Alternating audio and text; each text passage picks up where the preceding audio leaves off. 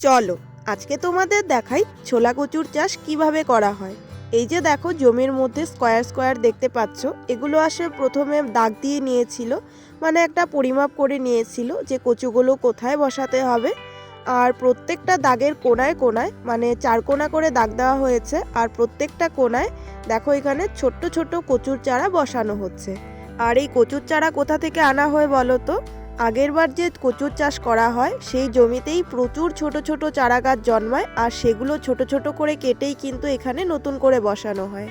দেন সবাই মেলাতে গিয়েছিল, আর পিসি দেখো আমার জন্য এই ক্লিপটা নিয়ে এসেছিল, কি সুন্দর না? দেন আরও খুঁটিনাটি অনেক কিছু এনেছিল, এখানে খাবারের জিনিস এনেছিল পিসি, দেন কাকি এনেছিল। আর এই ব্যাগটা দেখো কি সুন্দর, এটা এনেছিল পিসি। এখানে বাদাম এনেছিল বাবা, এটা আবার দিদি কিনে দিয়েছিল। এই জগটা ছোট কাকি কিনেছিল। মানে প্রচুর শপিং করেছে। দেন খাওয়া দাওয়াও করলাম।